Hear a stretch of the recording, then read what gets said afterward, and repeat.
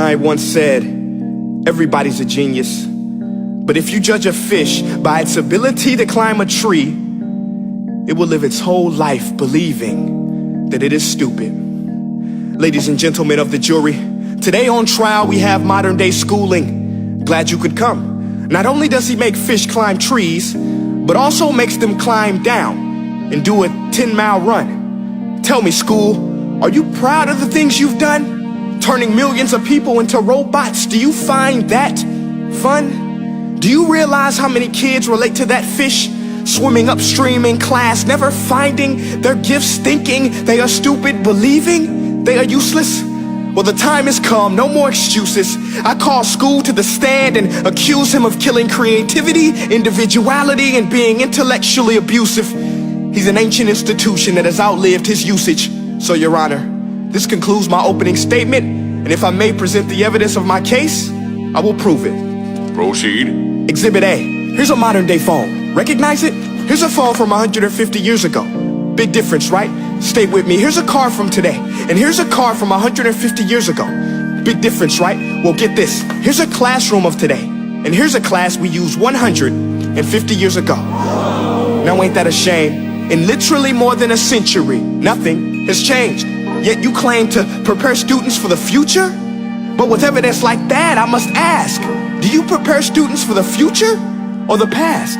I did a background check on you and let the record show that you were made to train people to work in factories, which explains why you put students in straight rows, nice and neat, tell them sit still, raise your hand if you want to speak, give them a short break to eat, and for 8 hours a day, tell them what to think.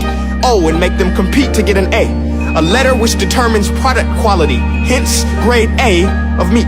I get it. Back then, times were different. We all have a past. I myself am no Gandhi.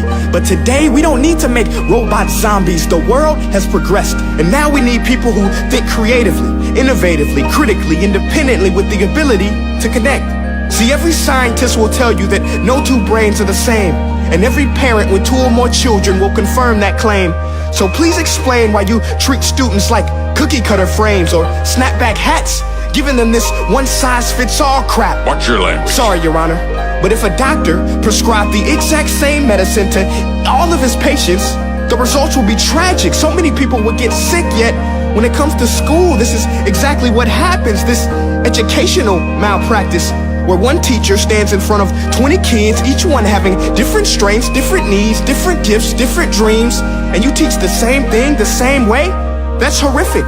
Ladies and gentlemen, the defendant should not be acquitted. This may be one of the worst criminal offenses ever to be committed. And let's mention the way you treat your employees. Objection. Overruled. I want to hear this. It's a shame. I mean, teachers have the most important job on the planet, yet they're underpaid? No wonder so many students are short-changed. Let's be honest, teachers should earn just as much as doctors, because a doctor can do heart surgery and save the life of a kid, but a great teacher can reach the heart of that kid and allow him to truly live. See, teachers are heroes that often get blamed, but they're not the problem.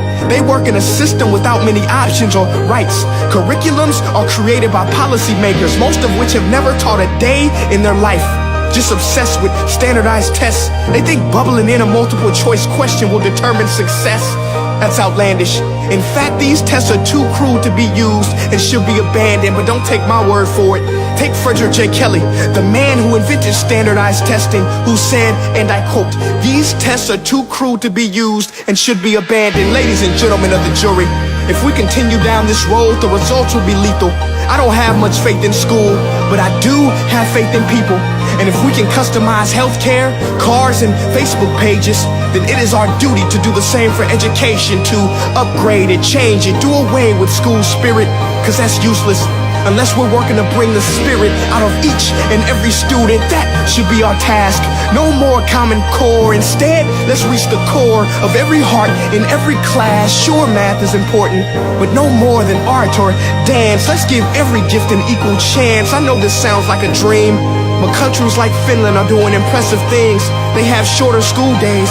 Teachers make a decent wage. Homework is non-existent, and they focus on collaboration instead of competition. But here's the kicker, boys and girls.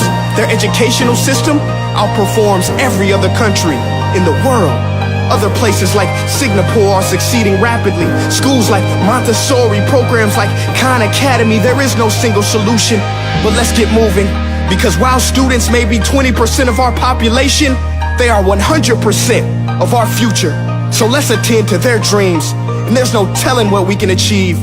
This is a world in which I believe, a world where fish are no longer forced to climb trees. I rest my case.